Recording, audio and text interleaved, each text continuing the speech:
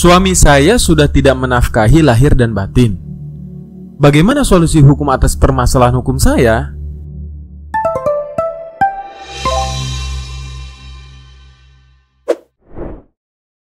Sob, selamat datang di channel Cerdas Hukum. Bersama gue, Bos Kon. Ayo, jangan negatif dulu ya.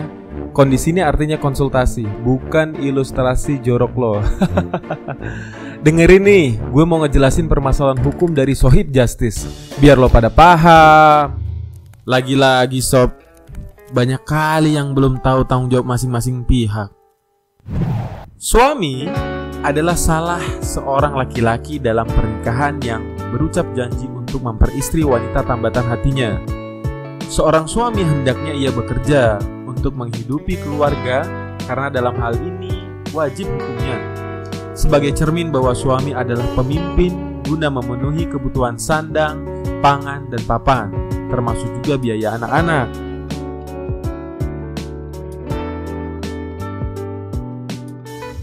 Perbuatan suami yang tidak menafkahi lahir, cuan sob, cuan, dan batin, enak-enak nih sob, merupakan suatu pelanggaran atas kewajiban suami terhadap istri. Berdasarkan Undang-Undang Perkawinan dan Kompilasi Hukum Islam, adapun ketentuan dalam Kompilasi Hukum Islam berlaku jika suami beragama Islam.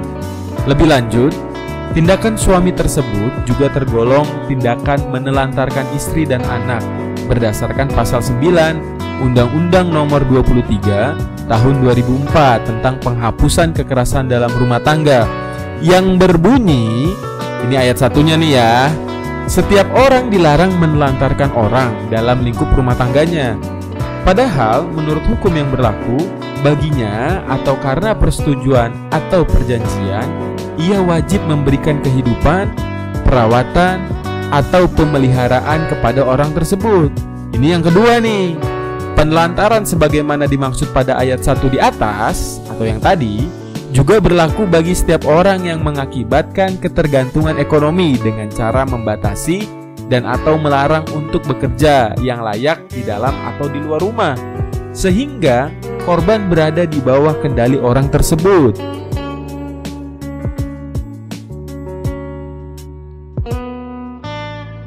Lalu, bagaimana solusi atas permasalahan hukum saya? Secara hukum ada dua hal yang bisa dilakukan. Pertama, secara perdata, yaitu mengajukan gugatan nafkah terhadap suami Anda. Kedua, secara pidana, yaitu melaporkan suami Anda ke polisi karena telah melakukan penelantaran terhadap keluarga. Kita bahas yang pertama ya, yaitu gugatan nafkah. Pada prinsipnya adalah kewajiban suami untuk melindungi istrinya dan memberikan segala sesuatu keperluan hidup rumah tangga, yang mana di dalamnya termasuk kewajiban suami sebagai kepala keluarga untuk memberikan nafkah kepada istri dan anak-anaknya. Jika suami tidak melaksanakan kewajiban tersebut, maka menurut hukum istri dapat mengajukan gugatan nafkah ke pengadilan. Dasar hukumnya nih, pasal 34 Undang-Undang Perkawinan, yang berbunyi, jika suami atau istri melalaikan kewajibannya, masing-masing dapat mengajukan gugatan ke pengadilan nih sob.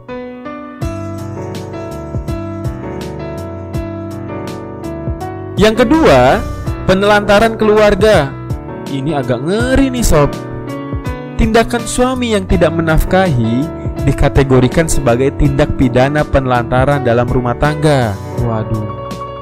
Sebagaimana diatur dalam pasal 49 Undang-Undang Nomor 23 Tahun 2004 tentang penghapusan kekerasan dalam rumah tangga, atau disingkat Undang-Undang PKDRT. Karena ini merupakan perbuatan pidana, maka Anda bisa melaporkan suami Anda ke polisi. Pasal 49 Undang-Undang PKDRT mengatakan, setiap orang yang melakukan penelantaran dalam rumah tangga dipidana dengan pidana penjara paling lama 3 tahun atau denda paling banyak 15 juta rupiah.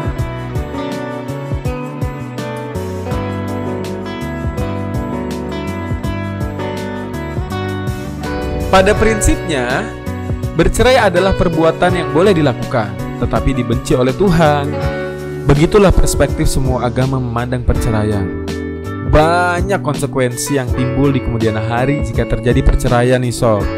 Baik konsekuensi terhadap suami dan istri maupun terhadap anak-anak mereka. Dari perspektif peraturan perundang-undangan di Indonesia, perceraian membawa akibat hukum. Tepatnya pada pasal 304 Kitab Undang-Undang Hukum Pidana yang menyatakan barang siapa dengan sengaja menyebabkan atau membiarkan orang dalam kesengsaraan, sedang ia wajib memberikan kehidupan, perawatan, atau pemeliharaan pada orang itu karena hukum yang berlaku atasnya, atau karena menurut perjanjian, dihukum penjara selama-lamanya 2 tahun 8 bulan, atau denda sebanyak-banyaknya Rp4.500.